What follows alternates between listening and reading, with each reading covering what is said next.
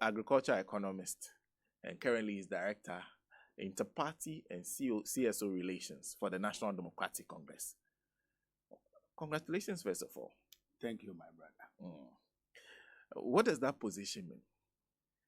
Well, director of Interparty and CSO's relations basically is an office that interfaces the non-political world, Okay.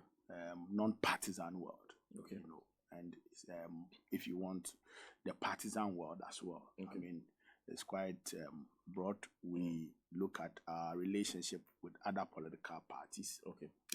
both the smaller parties and the big ones. Then we see how we can, you know, build on our relationships to optimize our political, you know, objectives. Okay. Then the CSO's bit is our relationship with the non-governmental institutions, Okay. civil society, religious society, I mean traditional society if you want, and all other institutions from trade unions to the civil societies that you know and the ones that you do not know, the NGOs you know, that the ones you do not know, farmer-based organizations, you know, the creative arts industry and all that. Okay. So this is a new department we have set up to, as it were, further the bigger objective of the party and also to build that kind of platform where we can easily interface with these institutions, share ideas, build an inclusive and a stronger, you know, society moving forward. Okay. We have realized that, you know, political systems are very dynamic, and, you know, as society changes, the political system also changes. And so with time, we have realized that the NDC, if it would be stronger and would stand the test of time, would have to build some alliances and build some, you know, platforms for cooperation and engagement. And so that's why we have created this department. Ostensibly, when I was in office as Deputy General Secretary, I was doing part of this assignment. So, I mean, it has come in at a very good time, particularly as we move into elections 2024. And so we are hoping to, you know, build some stronger alliances moving into the elections. So as Deputy General Secretary then, you're responsible for Interparty and CSO's relations? Well, I was doing that on the side, you know, because we had realized along the line that it has become very crucial. And so I was leading that assignment on the side. So, I mean, now a whole directorate has been set for it. And so there are officers in charge doing that job. And so, I mean, it's been very good because this time we've taken it to a different level. And I'm sure you have seen our recent engagements and all those things. It stems out of that bigger objective of building that cooperative platform with those institutions so that the party can optimize that, you know, relationship, you know, to our benefits in moving into the election year. Because I am seeing that, in fact, one of the groups which the former president engaged that attracted a lot of attention, that's where this 24-hour economy matter came in, was the TUC, the Trades Union Congress. It was such a cordial environment between yourself and the TUC. Did they invite you or you went there yourself? Well, they didn't invite us. And as I said, we are hoping to build an inclusive government after 2024. And building an inclusive government will stem from an inclusive campaign. And the inclusive campaign will stem from inclusive and consultative preparations towards the elections. And so you would recall that in 2020, when we set up the manifesto committee, we decided to build a people's manifesto, go to the people, listen to the people, get the feeling from the people. Then we can put it together and present, you know, our strategy for the elections and present our ideas and vision for the government. And so stemming from that, we have started the processes once again. And we believe that our consultation and the understanding of the various subsectors and the industry players and all those in this country, building an inclusive process for our manifesto preparation and our messaging and building of the vision would be very key. And so we have started this engagement. There are various levels of the engagement where, as you may also be aware, we have set up a think tank that stemmed from the 2020 Manifesto Committee. We converted it into a think tank, and they've been working 24/7 in the past years, and I'm part of that group as well, the lab. Now, the lab has also been doing some consultative engagements, on behalf of the party with all these institutions. And so there are two levels of the engagement, where the lab or the Manifesto Committee engages those institutions, then where President Mahama, engages them as well. And so there's going to be consistent engagement with these institutions. What you saw with explain the difference between the two, because when former President Mahama went there, the TUC used the opportunity to even make some proposals, policy proposals that they believe the former president should take into consideration when given the opportunity. And then you, the lab, then turn up at AGI. And I'm guessing the former president might go to the AGI again. So what's the difference between what you're doing and what he will be doing? So what we are doing is that we are listening to AGI in a very different setting. And after listening to them, then we fine-tune our staff. Then President Mahama engages them. So there are two levels of the engagement that we are doing. So we do the technical engagement, where we would meet their technical men. Then we look at the challenges that they are going through, see a highlight of the challenges that they are going through, then what they are thinking, their expectations. Then we draw lessons from those ones. We do a processing, and we go back again as part of the campaign with President Mahama to engage them fully, where at that point, President Mahama will be telling them his vision based on, all that we have gathered and what we think so you do the groundwork. Exactly. Exactly. So whatever the former president goes to tell them, typically depends on what they tell you. So he's on message as to what suits their particular situation. Somewhat. What they tell us, but not wholly. What they tell us is still in the mill, processing other things. But somewhat we draw from those ones as well. Because they give you much more information, which sometimes become cross-cutting, multi-sectorial. And so you would have to process that information against what you also pick from the general populace, the general feeling of the people, process all that into policies. And you see, that's how efficient public policies are made. If you want to make efficient public policy, you would start from the bottom up. You understand?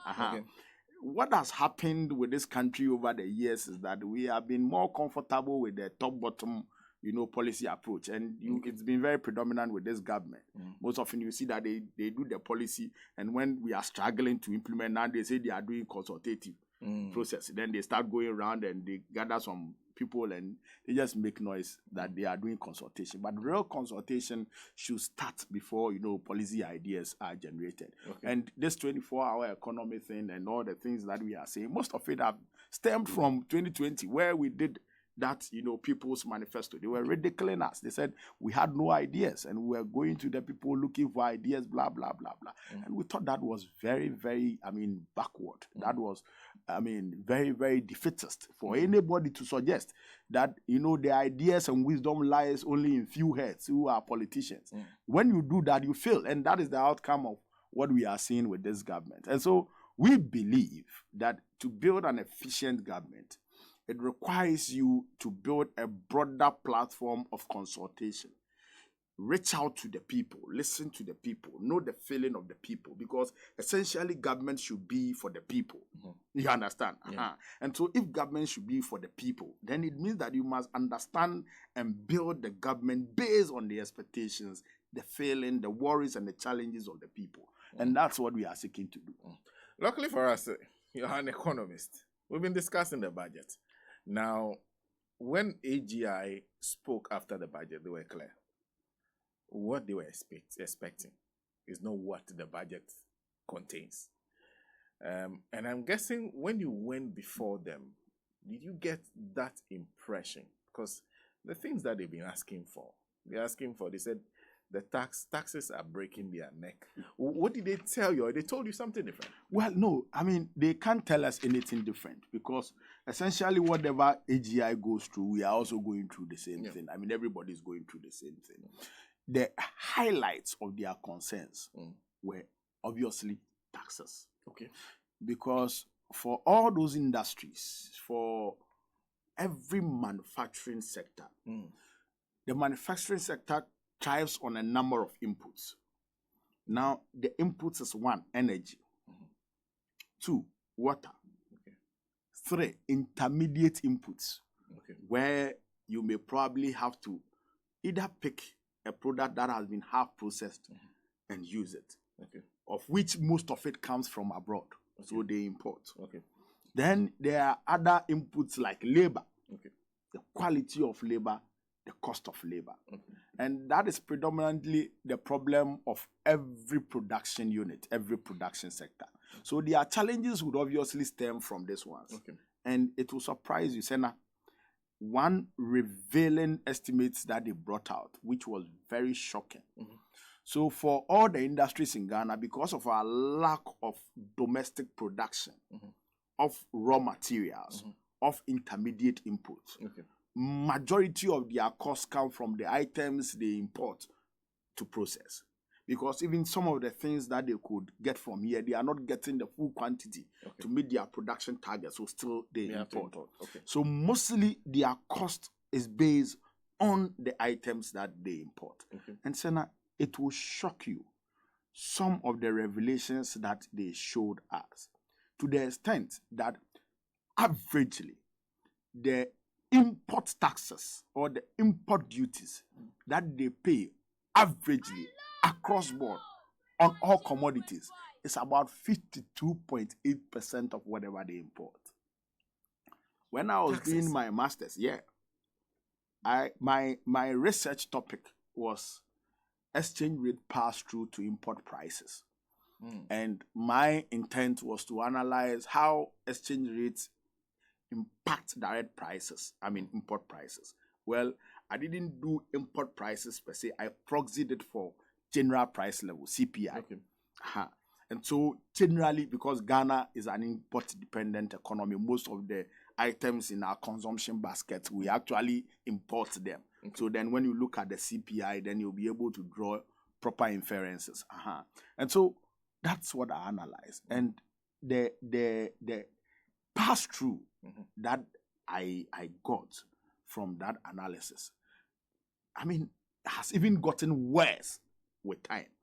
Now, the 52.8% of the bill of entry, where bill of entry means how much you pay when you bring any commodity into the country, 52.85%. And look at the items. The items are: 1, import duty is 5%.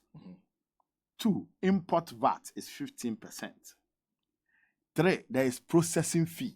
Processing fee are variable. You pay here, you pay there, you pay here. So even that one, they are not able to estimate the percentage.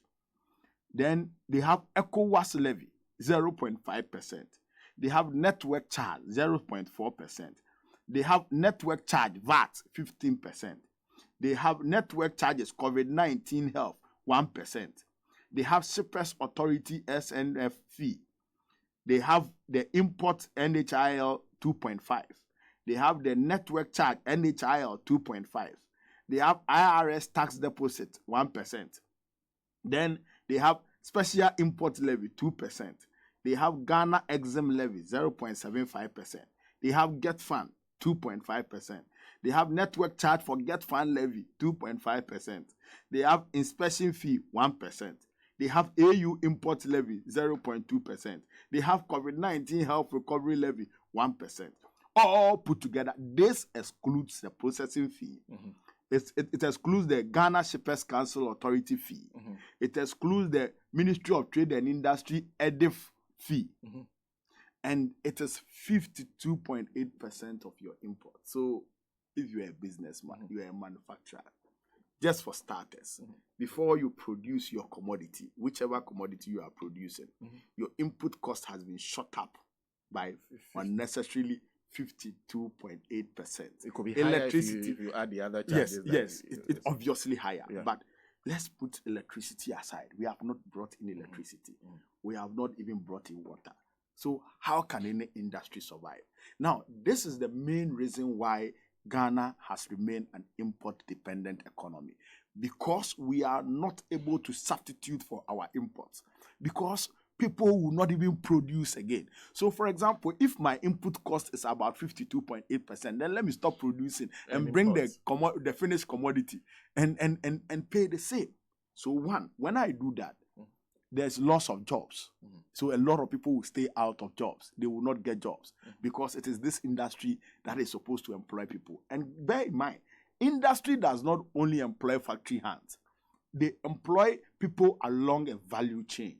Marketers, distributors, transporters, suppliers, and so on and so on. And this is only manufacturing industry.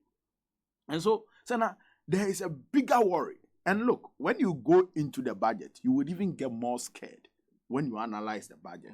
For anybody who has an economic eye, looking at the budget and looking at the numbers, you would get very scared, particularly looking at the problem that we are in.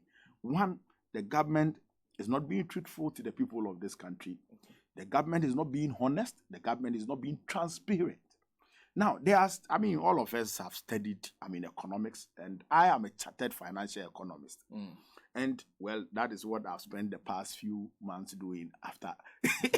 After doing the doctorate? Yeah. Oh, okay. So, one of the key things that drives financial analysis, particularly when you are doing fiscal analysis, is that you want to test the health of the economy. You use what we call the fiscal budget deficit. Fiscal deficit. Now, the fiscal deficit is what globally is accepted as the true health of every economy. So you do that and compare it to your GDP. Now, what this government has done in the past few years, let's say in the past 7 years, was to just deceive everybody, move away from analyzing the health of the economy based on the fiscal deficit. And they are using what we call the primary balance. Now, do you know what the primary balance is? The primary balance is your expenditure against your revenue, excluding the interest payments. Particularly under a government that has historically become the most debt-ridden government and the most borrowing government ever. So you borrow so much, yet you exclude interest payments in your expenditure. Then you use that to do your analysis. Then you will be gloating and be saying that, you have done well. Your budget deficit is in surplus. They said 2023, our out-10 may probably be 0.5%, surplus. That's the primary balance. In actual fact, our out-10 in 2023 is about 5.7% budget deficit. You understand? So they have excluded interest payments. And again, do you know why even it is 5.6? It is 5 because last year we decided to go into the debt restructuring program where we did the domestic debt exchange and we are doing the foreign one. Because of the debt exchange program, we didn't pay the interest at all this year. So we have offloaded all the interest that we have to pay this year to next year. And so in actual fact, the interest that we paid this year are just somewhat some 19.9 billion. You understand? Instead of paying our estimated 31.7 billion, we paid 19.9 billion. And we have excluded that from the expenditure. The 19.9 billion, which is almost 20 billion. We have excluded that. And even that is what is giving us the current state. So it means that if we were even paying the 31 billion, our deficit will be hovering around close to about 12%. 11 to 12%. You understand? So you have a government that now excludes interest payment from the assessment of the health of the economy. Then what are you telling us? You are just misleading everybody. Now, let's look at what indeed constitutes this budget. This is a budget that we intend to spend $226 billion. Also Ghana City, sorry. Yeah. 226 billion Ghana City. And we intend to raise some 176 billion Ghana City. Looking at the trends and looking at the revenue performance this year and looking at the current taxes and the fact that everybody is virtually avoiding tax, there are two things. There is a difference between tax avoidance and tax evasion. People are now avoiding tax because of the nature of the taxes. And I'll come to taxes very soon. Looking at that, it means that even our revenue targets, it will be very difficult to meet the 176 billion Ghana City revenue target. And so that means that already for starters, Sena, we are starting, before 2024, we are starting the year with a deficit of 50 billion Ghana City. 50 billion Ghana City. So you are dreaming, waking up, asking your wife to prepare lice soup, and the lice soup will cost you 100 Ghana City plus fufu, or 250 Ghana City plus fufu. But the money you are giving your wife is just 50 Ghana City. So your wife is starting off with that deficit. Where is she going to get that money? So either she borrows, or I don't know how she's going to get that money. So the $50 billion that we are starting it, where are we going to get it? So for every reasonable economic manager, what you do is that, okay, let me see how I can change my taste from the fufu and the yamadie and all those things, and go and probably do gobe and gari. You understand? So that I can, when I soak the gari and it grows in size, when I mix it with small gobe, I'm okay for the day. Now, this government is not thinking like that. Now, look at what the government has done in the budget. You look at the government, Office of Government Machinery. And government has allocated 1.8 billion for the Office of the Government Machinery, Office of the President. And guess what? That is not it all. We have been complaining about the Office of the Government Machinery and how the budget is huge and all that. So this government is just so disingenuous.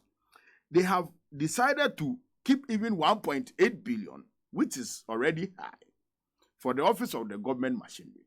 But when you go into the budget and you look at the multi-sector budget, under the multi-sector budget, they have what we call the General Government Services.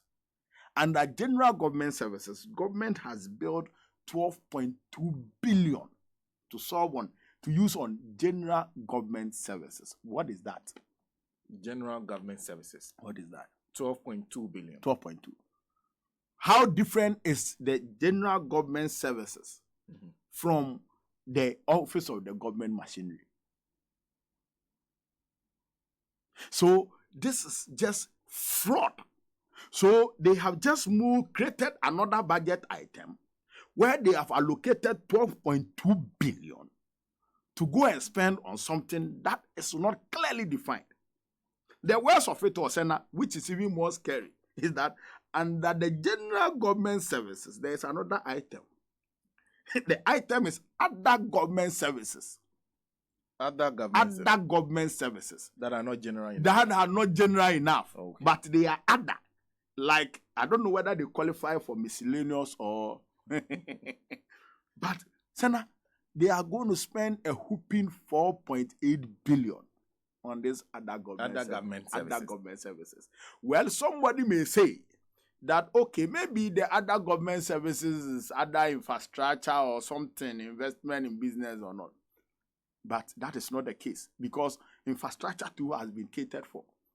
Separately. Separately. And guess what? The whole big Ghana of 33 million people, our infrastructure budget for 2024 is just 5 billion. 5 billion Ghana cedi. How much do we owe contractors? The money we project to spend on infrastructure is only 5 billion. 5 billion cedi. 5 billion. But other government services is 4.8 billion. Plus the Office of Government Machinery. If you put the two together, you are hovering close to about 6.8 or 6.6 billion. 6.6 billion for things that government services, other government services. Nobody knows what we are talking about. Sena, this is how bizarre we have come. Are you aware that next year, of the 226 billion Ghana cedi that government intends to spend, 55 billion of that money goes into interest payments? Are you aware? 55 billion of that money. And 55 billion would be a little over about 25% of our entire expenditure is going into debt. Now, the biggest problem of Ghana right now is the reckless borrowing that this government has perpetuated and the waste, the wanton dissipation of that borrowed funds. And clearly they do not intend to stop. Absolutely not. Particularly starting the year with a 50 billion deficit. You have to do the financing. Now, the problem is where to even get the finance, because you have deteriorated your credibility to the extent that nobody wants to give his money to you. Do you know that since 1992, the most costliest cocoa syndicated loan that we have ever secured is what they are working on this year? And it is because, guess what? We are not able to pay our loans. Our debt sustainability measures are so weak. We have lost credibility. We have been downgraded to a junk status, baller status. Nobody wants to do business with you. You go to the international market, nobody wants to look at you. You know, the concourse indicated loan is usually a short-term, loan, because you buy and sell and pay. So when we started the DDE, loan to go and buy the cocoa. Exactly. You sell the cocoa. You sell there, you pay. So when we started the DDE, the cocoa loans, we had the cocoa bills. We had about 7 months left to do the cocoa loans. Are you aware that as part of the DDE, the cocoa loans that we were supposed to pay, single decade, minimal interest over the short period, they have been rearranged and restructured to be paid in 5 years. And we are paying interest to a tune of about 20% on some of them. 20%? Yes, I'm telling you. After 5 years? Yes. When we're supposed to pay single digits, like 2%, 3%. Yeah. And that's how bad we are managing the economy. The fear for me as an economist is that, look, the future is very bleak. What we are doing, we are compiling, fertilizing, and compounding all our problems and throwing it into the future. In fact, most of it will start from 2025. Exactly. So having said that yourself, and looking at the budget and everything, now, what exact assurances can you give under the circumstance? Because definitely you will need more money than they need now from 2025 when given the opportunity. So what is the... And I'm guessing that might have been part of the conversation with the AGI. So imagine we elect you into government. You're promising to reduce taxes. And I've heard that kind of promise. That I'll get rid of the COVID levy. The e-levy has also been mentioned. Now, that reduces your revenue. Yeah. So what's the plan? Where do you intend to find money to fill in the gaps when you're going to spend more on even debt alone? Yes. Sena, you see, that is why brain is important. The head is not used to carry only water or load or concrete or mortar. In fact, these days we don't even use the head to carry mortar. The head is used to think, to plan, to be strategic. There's a reason why we go to school. Even though school will not take away your foolishness, like we have seen. But there's a reason why we go to school.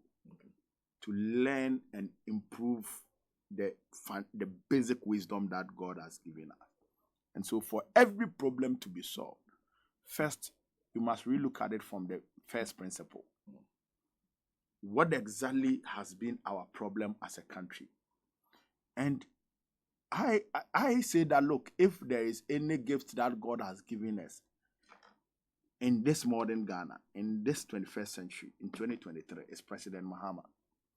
I recall from 2020, when the manifesto committee was tasked to continue doing their work, and we transmogrified into the lab. One key thing that he has been, very conscious and insistent on is that, look, the way the economy has been deteriorated, the way the nation has gone bankrupt, the way the economy has virtually collapsed, we need a quick fix. Okay. We need a solution that will have an exponential, results. I mean, something that will give us quicker returns. Good. So if you are looking at, quicker returns, well, maybe increasing returns to scale, then it means that you have to go back to the basics. And the basics is the economic fundamentals. And that is where the 24-hour economy came in. Now, let me tell you something about the 24-hour economy.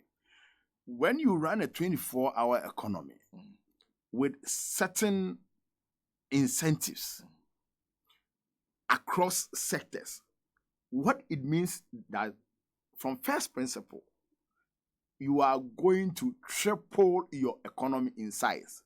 So if your economy as it stands right now is 1 trillion, it's 1.05 trillion or something, the total GDP.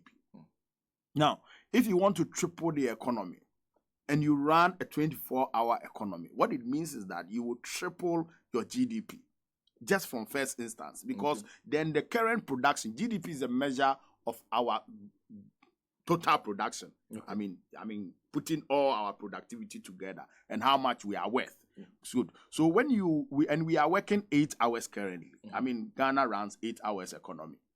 Now, if you do 24 hours economy, it means that you are going to run the economy 24 hours straight, which means that you will triple your GDP by 3. So you from 1 trillion, you multiply the economy within a short time to 3 trillion.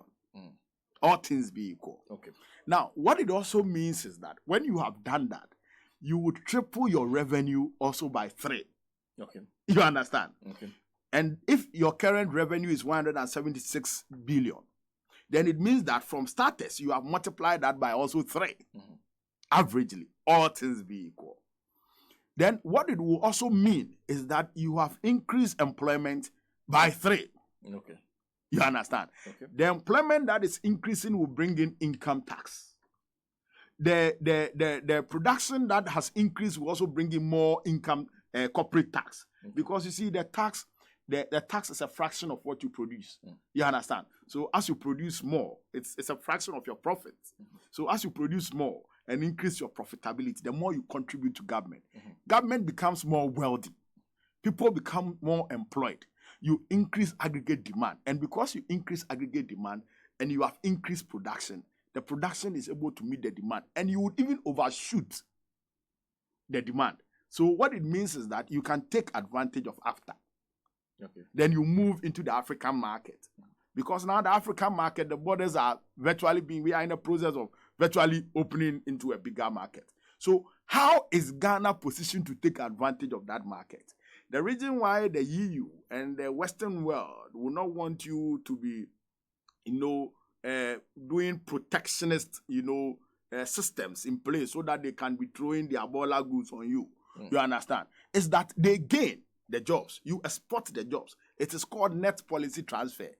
If your net policy transfer is negative, then it means that you are exporting the jobs. You are giving it to people. Okay. But when the net policy transfer is positive for like economies like China, India, US and so on, and most of the European countries, their net policy transfer is positive. And they have kept that, that level of production. And that makes them strong. That makes them competitive. When they sit at the table, they can tell you anything. You understand? But you see, it is a function of leadership. You need a leadership that will think outside the box. And like we are doing, like President Mahama is doing, like the 24-hour economy. And I heard the Upper East Regional Minister. In fact, I will come to that, but I want to ask you something first.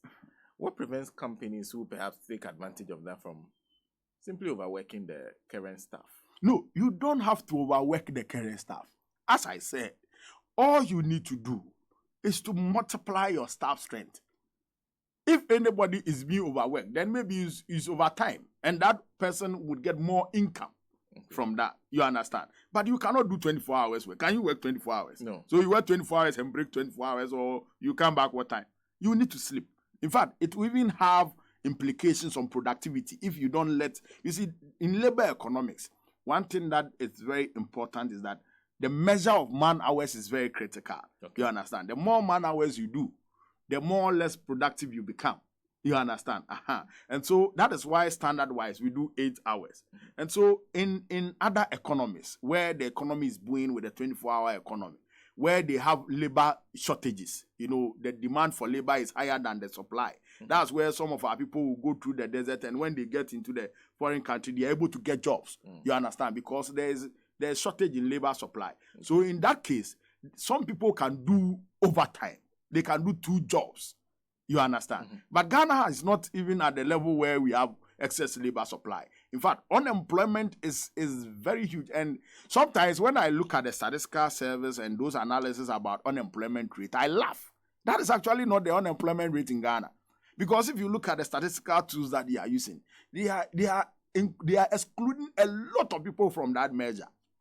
So for those young people who are dejected, they have lost hope and they are not looking for jobs, they are not measured as part of those who are unemployed. The current unemployment measure is based on the number of people who are looking for jobs. Okay.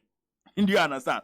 So if the person has given up, like my people in Ablekuma Central, who have given up and they have nothing to do, and they just wake up early morning and just be praying to God that something happens to them. The young people across the country, those who have finished school and finished national service, and they have no hope going anywhere, they are not counted as unemployed. So the 13%, the 14% that they measure is even a joke. You understand? So the real measure of unemployment is not what we see today. So we have labor in excess, but the demand is not there. And so what you want to do is that you want to use this to create room for labor demand. You understand? Because labor demand also is a factor of, improved productivity. You understand? When your marginal product is high, you would want to, hire more. You understand? Because then you would gain more profits. And so those are some of the things that, is engineering or is driving the thoughts by the NDC government, led by His Excellency John Dramani Mahama, the nation builder. So it means if you're working day one, from day one when you're working, start putting in laying the groundwork to start this. Essentially, what President Mahama has tasked us to do is not only to just bring out the policy, but to design efficient implementation plan with timelines on how fast this, and there is a thing about economic policy. Every economic policy does not yield results immediately. There's something we call the lag effect. Okay. You understand? Depending on the level of efficiency or inefficiency in the government, that will determine whether the economic policy yields results immediately. Okay. And so you will not only put the measures in place and implement, but you must also be conscious of the inefficiencies in the government. And whilst you prepare to put the policies in place, you also work other sectorial policies to remove the inefficiencies. Okay. And that's what the think tank and the party leaders who are doing the thinking, is doing over the period. We are thinking how to pluck out the inefficiencies so that the policies, the efficient policies that we are bringing in will yield exponential results within the shortest possible time so that we can recover this country from the level that the government has taken. So far, people have raised issues with energy efficiency, security. And I'm sure you were listening to the Okada riders when we were talking about security as one of the main issues. There's also the issue of infrastructure to a certain extent. Yeah. How do you see those kind of issues when they are raised? Opportunities or they are problems? No, they are big opportunities. For example, you see, when President Mahama in 2016 was thinking about expanding electricity generation beyond what we consume, the weak minds, the backward thinkers, they didn't understand. And even after several years of being in government, they were recklessly, poo-pooing that decision of producing excess energy. Okay. But that excess energy is actually going to be the asset for the takeoff. Okay. Because you see, most of the machines, when they produce the energy, in the peak period, 8 a.m. to 5 p.m., where the machines are running, they consume more energy. Okay. So they are generating 1,000 megawatts of energy 24/7 because they can't shut the machine down also. So they generate 1,000 megawatts of energy Then the 1,000 megawatts, it's all consumed in the morning. But the next day, in the night, the machine is still running and producing 1,000. So sometimes the energy that is produced during off-peak hours is not used. Okay. You understand? But it's produced. And that one is called, is what in costing we call the incremental cost. Okay. You understand? So nobody is using it. The demand is down. And for that matter, you will not get revenue from that. But you have produced it because you burn fuel. You burn fossil fuels. And when it's burnt, it's burnt. You understand? So sometimes some of the plants would have to be switching some of their units off, but still they incur what we call the incremental cost. You understand? So when you have generated this 24-hour economy and there would be demand throughout the period, what it means is that, one, you would save the losses of the energy sector. It will enhance efficiency. Then two, you would also help those industries to increase productivity, and for that matter, their revenue, and for that matter, their profit margins. You understand? So the energy problem will only become a problem if we do not continue to invest, because with a 24-hour economy, it means that the demand would shift, and we cannot have room for these inefficiencies, this doomsaw we are experiencing now. So it means that we would also have to invest in energy infrastructure. The transmission lines, remember we had a program before we lost power. Okay. We wanted to increase the generation beyond our consumption. Then when we finish, we restructure and actually revamp the entire distributing lines. And it was part of our program, and we kept on speaking about it, how to change our distribution lines, how to, build an efficient, transmission systems, along the line. Because most of the transmission systems are over 50 years old. And you see, those days, there's a thing about science, metals, as they get long, as they stay long, there's something we call resistance. You understand? Resistance. So the resistance of the metals increases. And as the resistance increases, the more losses you make. Okay. You understand? And so there's a need for us to comprehensively change all these transmission systems, build an efficient system, improve our billing systems. Then, based on that billing system, which we are considering bringing the time of use bill, so that your bill is timed. So if you are consuming electricity from morning 6 a.m. to 6 p.m., your bill is different. And when you are consuming electricity from 6 p.m. to another 6 a.m., your bill will be different per kilowatt.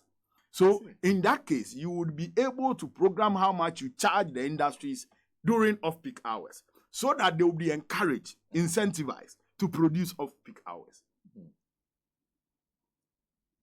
You are smiling. And that's work that is still in progress. This is still in progress. And even at this time, you see, there's clarity about this thought. We know exactly what we are talking about. And it's not going to end there. We are also looking at other additional incentives to get businesses to do more. You understand? And you see, when it happens like this, you see, business thrives on motivation. Because every businessman's first and foremost and last objective is to make profit.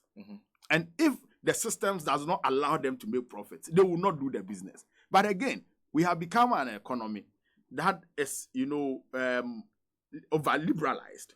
And for that matter, we don't have a controlled economy. So the private sector must grow. You understand? And if the private sector must grow, it must be local private sector. It must be Ghanaian private sector. The challenge that we have had over the period, and perhaps with this, our clueless friends from the MPP, is that even the gains that we had made in the past, they had eroded all and moved the Ghanaian people from being active players in the economy, from the financial sector to industry and so on and so forth. You recall that when we were in government, President Mahama allocated about $20 million for the pharmaceutical industry. Are you aware that because of that investment, that what we call, what you may want to call stimulus package, Ghana has become one of the points of interest in the sub-region when it comes to the pharmaceutical industry. We are actually exporting to the sub-region. And it wasn't so. And that was the same vision we had for healthcare. That was why we built the Bank of Ghana Hospital and the University of Ghana Hospital, the Maritime and all those things. That is vision. This is what we call vision. So we had a vision of making Ghana the health hub of Africa. Now we have another vision of making Ghana the commercial hub of Africa. When you say gateway to Africa, it is not just by mouth. It is not just by your borders. You must do it in action, in business, in commerce, and in everything. And that is our broad objective, to make Ghana a center of attention when it comes to commerce, when it comes to production, when it comes to business, when it comes to healthcare, and above all, when it comes to education. Well, and I want just go back to the meeting with AGI. I'm sure they had questions on this matter of the 24-hour economy, and perhaps they had also concerns about how this will work. Were those concerns addressed? Well, because we are very clear about what we were doing, the concerns were not that much. Okay. The concerns was, I don't think there was any concern in particular, except that one of them was thinking that, okay, if we are going to do that efficiently, then we should just look at disposable income. Okay. So, but that would also be a defeatist theory. I mean, so you don't look at disposable income before you look at production. Okay. You understand? Particularly when you are in a global market, when you are in a bigger market space. Okay. You understand?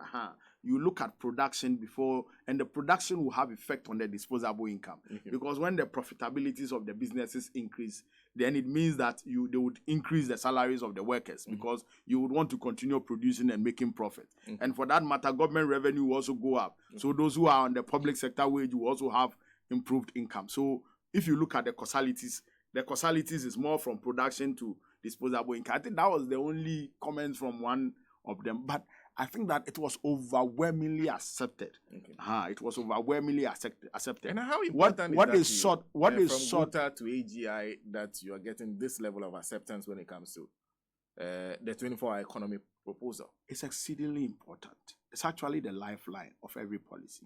When a policy is heavily accepted, the approval ratings of a policy is high, then it means that you have done a good work in preparing that policy. And so it's exceedingly exciting for us to get this overwhelming acceptance of the policies. And rather very worrying that those who claim to be learned, we have the men, rather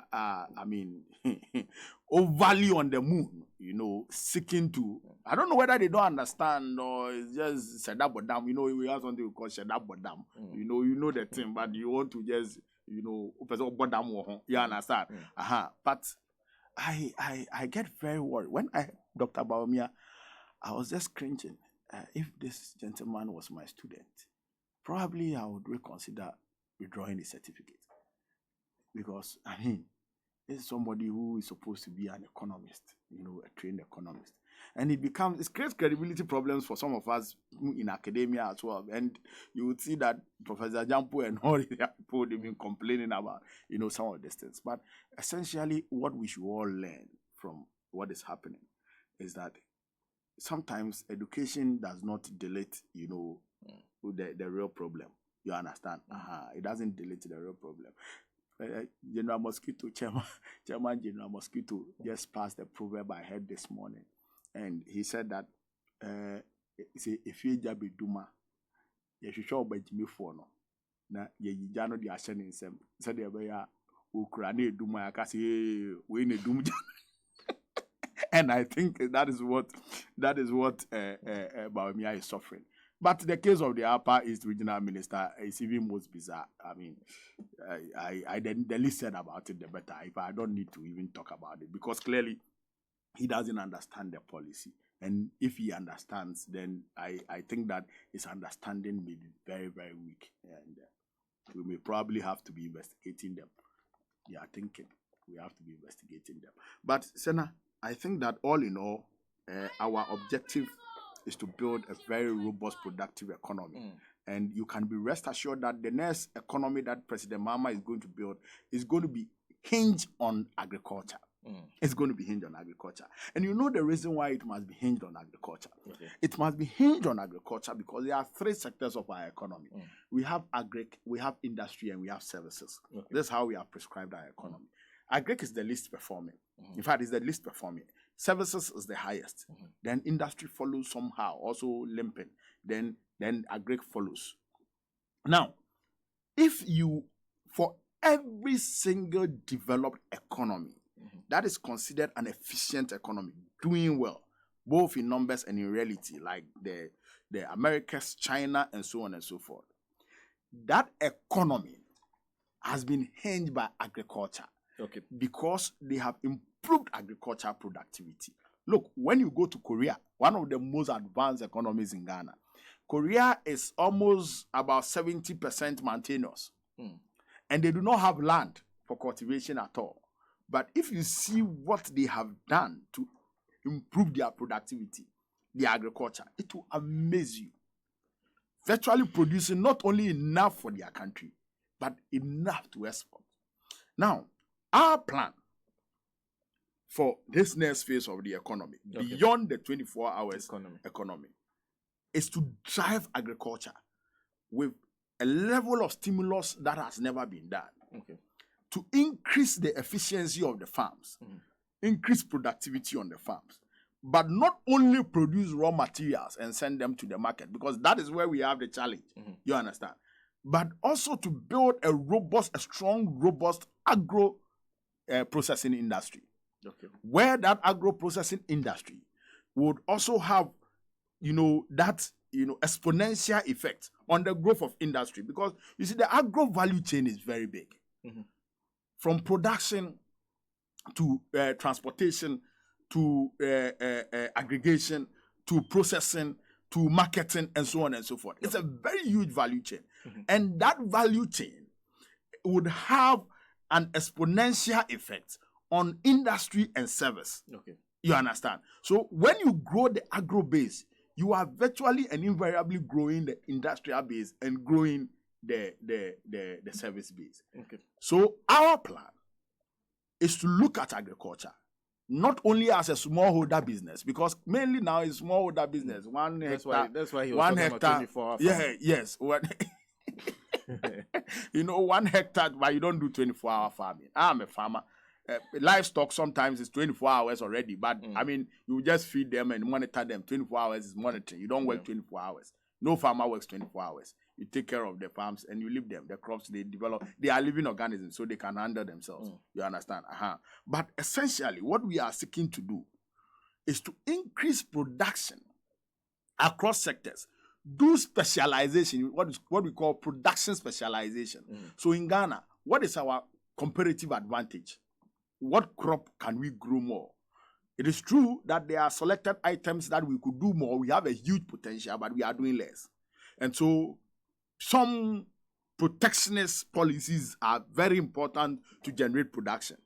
And I generally, based on philosophy as social democrats, and in principle, and my understanding of economics, protectionist policies in terms of trade is very important. So the bill the MPP had laid in Parliament, in principle, would have been positive.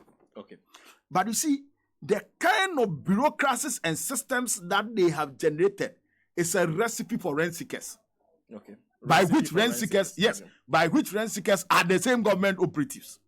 So they have created this system as another avenue to amass wealth, to prepare themselves for the elections. You understand? So let's pass this bill. Now, if you want to get the certificate to go and import, then you come and see us, then we collect. Then we will determine the percentage you can import and all that. That was not what we did with the broiler revitalization program. There was a fixed percentage that you could import, and it was fixed. There was no licensing regime. There was no bureaucracy. You don't go to the minister. Only one man. He will be deciding. We are saying that this bill must be brought through proper process. There must be proper consultation. The right structures must be laid in place. If even we will bring military men to form a committee, that committee, every businessman who wants to import will approach them before they get the consideration. We have to do. So the right things must be done. We believe in protectionist mechanism. We believe in import substitution. And that's what we did. Before we left power, we had moved importation of rice to 40%. When we came, it was around our local production was 20%. We were able to move local production to about 60% before we left power under President Mahama. Broiler revitalization program. You remember that? We said, look, we are eating too much dead chicken. It is called obroniwewu, fos. That meat is called fos. Because most of them, they die before they even slaughter them and dress them and bring. You understand? So let's get our local farmers to produce. And we had a program that got the local farmers to now start producing so that we cut down the imports. And we were able to achieve that with the systems that we put in place. When they came, they threw it aside. It was never considered. Even though it is too late in the day, we think that it can be done. But it must be done well. Devoid of rent seekers. What caused the planting for food and jobs to fail was rent seekers. The planting for food and jobs 2.0, as they call it, is also, facing the same problem. You understand? And so it may end up failing. So you pick 2.3 billion. The agriculture, they have allocated only 2.3 billion. So you can calculate the percentage of 2.3 billion in 226 billion. So for a whole country, that is a developing economy. That is agrarian economy. Agrarian means that you have more land that are, that are good for agriculture, for cultivation. You understand? So you have such a land where almost 70 to 80% you can grow anything and it will work. And you draw your budget and you have only 1% of your budget going into agriculture. Are you serious? So 1% of your budget is going into agriculture. Guess how much is going into your office of government machinery alone? Almost 5% of your budget. It's going nowhere. Nobody knows where it's going. So what kind of economy are you running? You understand? So we are looking at an economy where we prioritize agriculture, where we move agriculture from the smallholder level to a large-scale level, where even if we don't move all the smallholders, we have an outgrower system that is structured and managed, creates the needed markets, so that for every farmer that is growing in the crop, whatever crop that he grows, he knows that there's an assured market of offload. You understand?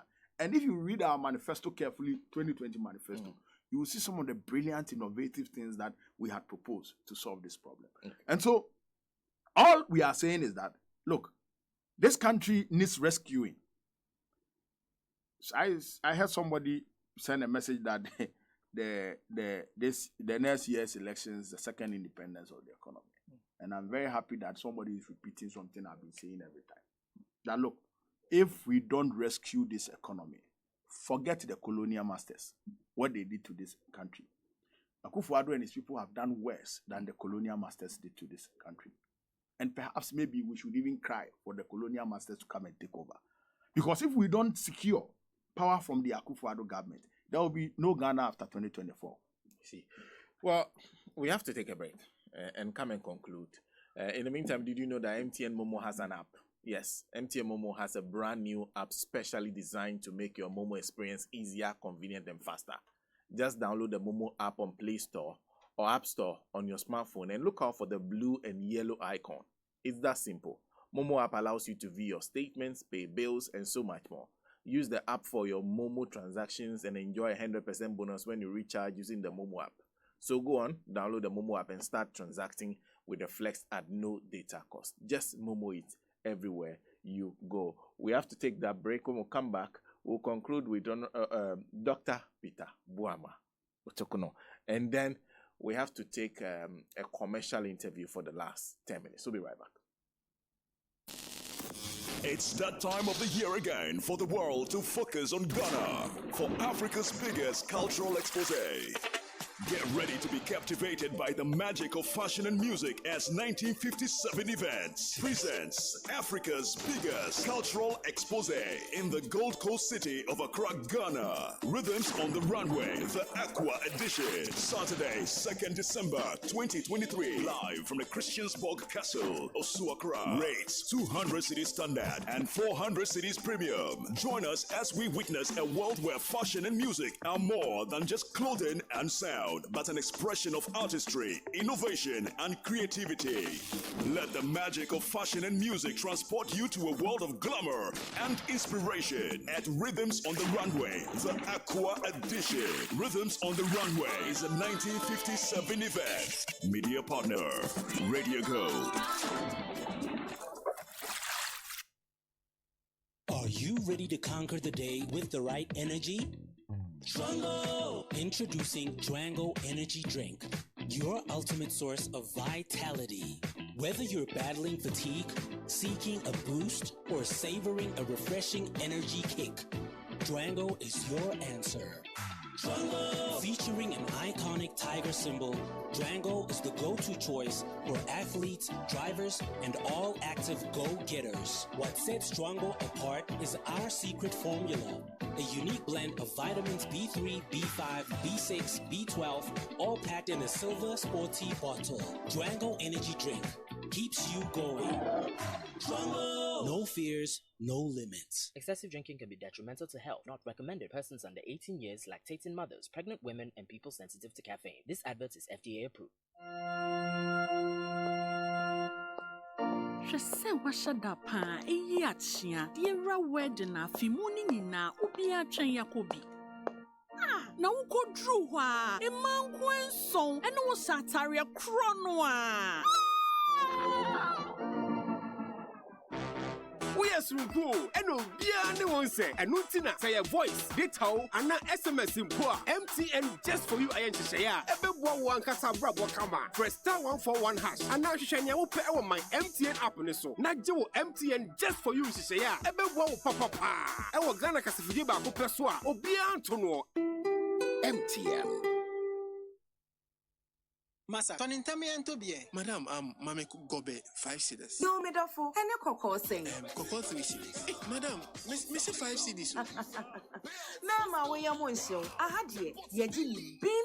Me teste Betika. Me busu. Season asset because at Betika, the winning never stops. We are giving you a triple Aquaba bonus when you sign up. The biggest odds, amazing offers such as boosted odds, free bets on Mondays and Thursday, and so much more. Just go to betika.com or dial *263# on your jam phone to place your bet. This advertisement has been vetted and approved by the Gaming Commission of Ghana. Bet responsibly, not for persons below age 18. Gaming can be addictive. Ophebia, did you brush your teeth before eating? No, mommy. Anytime I use daddy's toothpaste, I get bruises in my mouth and sometimes I feel like vomiting. That's not an excuse. As a child, you need to brush your teeth before you take your breakfast to avoid tartar and cavity, okay? And you, why are you laughing at your sister? Have you brushed your teeth? Yes, Mom. I used the Kel Kids toothpaste you brought yesterday to brush my teeth. Well done, darling. Kel Kids toothpaste is made for kids like you from 2 years to 6 years. It was so sweet like strawberry. I even wanted to eat it, Mom. No, you can't eat it. It's toothpaste, not toffee, okay? It's always advisable to give your kids Kel Kids toothpaste to brush their teeth. Kel Kids toothpaste strengthens teeth and prevents decay and cavities. As a mother, I always make sure my kids use Kel Kids toothpaste. Kel Kids toothpaste with strawberry flavor makes brushing exciting for our kids. Kel, happy smile. This advert is FDA approved. Animal rights lawyer new, former bouncer, former baby police, former ice water seller, and eyes. May turn suffer on the 1st December 2023. A free health screening office no mini fair, air bustle, or the premises of Radio Go 90.5 FM. Anopa no 8 a.m. Ekose numre no 9 4 p.m. SM Ache. And of course, two things. First, the Black Friday sale continues at Furniture City. Get 25% off every furniture you buy from Furniture City. Yes, Furniture City is offering 25% off all furniture items. Furniture City specializes in a wide range of furniture such as office, sofa, bedroom, cabinets, restaurants, church, hospital, kitchen, garden, pool or beach, event, furniture, and more. Locate Furniture City off the main Spintex Road, Accra, or call 0244 213333 or 0540 314948. Remember, it's 25% off all furniture at Furniture City. And don't forget, Furniture City is your home of quality furniture. That's important. If you have to get furniture at this time, this is the best time to get yourself that furniture that you've been trying to. And of course, don't forget, today is Monday. So Betika is giving 50% free bet, 50% free bet today when you bet with them. If you are new, Betika is also giving you a whopping 175% Aquaba bonus to bet on your favorite teams or play your favorite virtual and casino games when you register. That's the best Aquaba gift you can ever get from anywhere.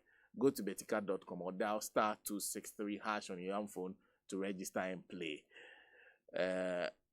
Terms and conditions apply. Don't forget that. And if it has to be paint, make sure it is Savannah paint. There's this one who says, it's surprising the MPP doesn't seem to understand what 24-hour economy is about. Let's look at what is happening at the NIA. People form long queues on the morning only to be told it is 5 p.m. and work is closing. With a 24-hour economic policy in place, an 8-hour 3-shift system could be run to clear all this avoidable hassle people go through acquiring such documents. Same can be done at the passport office, the ministries, and many other places. Productivity will be heightened and jobs will be created. All we need to do is to induce demand. Kwesi sent that from Amasaman. Ruben Cizo says, ignorance is not a sickness, but Sana, trust me, under this government, ignorance. He says ignorance becomes sickness for them. The president was in this country when the citizens, including journalists, were being beaten, trying to express themselves through demonstrations. And he doesn't seem to care. But today, he cares when the same citizens decide to clean the office of the former president. Can you imagine? This one also says, all hands on deck to rescue Ghana from Nanado and his sack our family and friends. That's coming from Kofi Yaira. In fact, and I want to conclude on this note. We have about 7 minutes to wrap this up.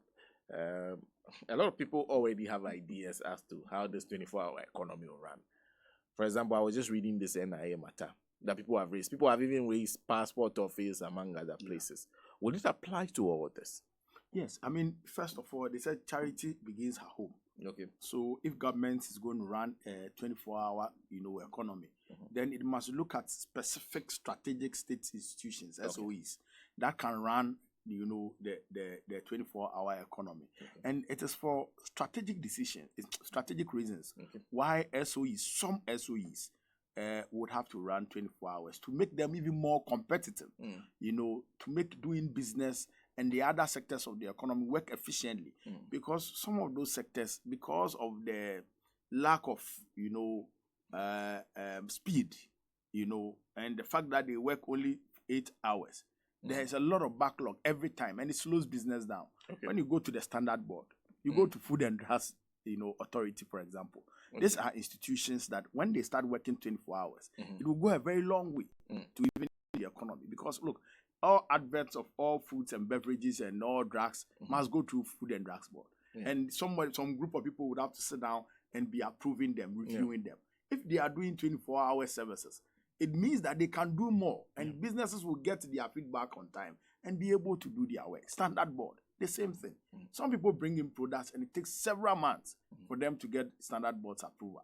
And so all this, I mean, this would have, as I have always said, would have an exponential effect on every sector, of the economy. So I think that they are getting it right, and by the time we get into the elections, people would have really understood what exactly we are talking about, and it will also help us flesh out the full program as we take over government. But Sena, you see, in the meantime, what do we do as a government, as part of fiscal responsibility, to enhance the performance of the economy? Okay. What are some of the decisions that we are taking that are so inimical and mind-boggling? It's marks of total economic madness for anybody to be doing that.